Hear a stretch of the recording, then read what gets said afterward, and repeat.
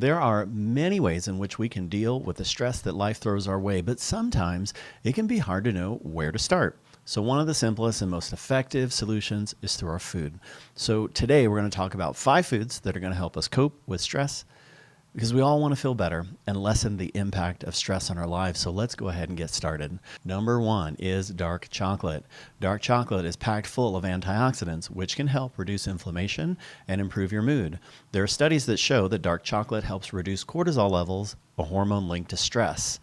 Make sure to read labels, though, and consume dark chocolate in moderation, as it can be high in calories.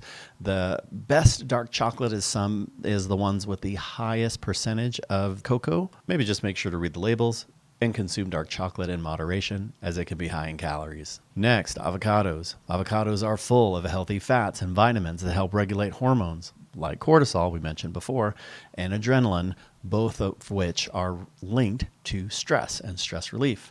They also contain fiber, which keeps your digestive system running smoothly and helps maintain healthy blood sugar levels, which can help reduce anxiety.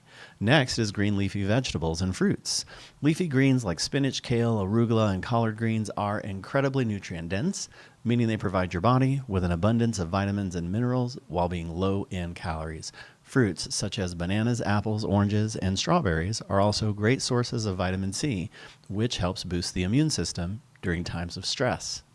Next are salmon and tuna. Fish like salmon and tuna contain omega-3 fatty acids, which have been proven to reduce the symptoms associated with depression, anxiety, and other mental health issues.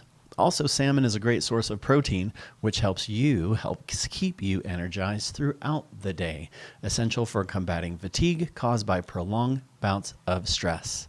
Next, nuts and seeds. Nuts like almonds, walnuts, and cashews are packed full of healthy fats that help improve cognitive function while reducing inflammation in the body. Seeds such as pumpkin seeds or sunflower seeds are a great source of vitamin B6, which helps boost serotonin levels, a neurotransmitter responsible for regulating moods.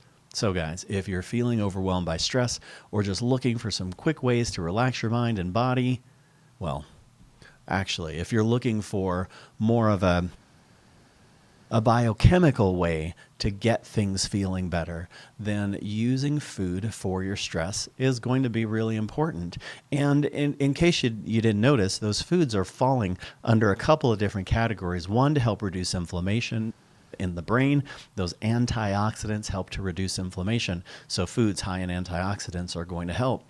Omega-3 fatty acids, the DHA, which is a very important fatty acid that your body needs. DHA forms many components inside the brain, so you want to make sure that you're eating things that are very high in that DHA. So you start putting those pieces together, and you're doing things that are going to be supporting your brain, that are going to be supporting your nervous system, that's going to be supporting your body, reducing that stress, and that's what it's all about. So start using food to help instead of hurt. And actually, before I let you go, there are some foods that can make a difference the other way when it comes to our stress.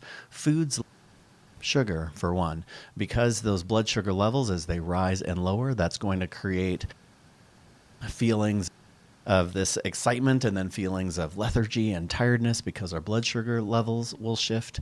When we have too much sugar, it's pro-inflammatory, and when we have more inflammation in the body, and especially the brain, that can start to affect our mood and our stress levels. So sugar's a big one. Next is caffeine.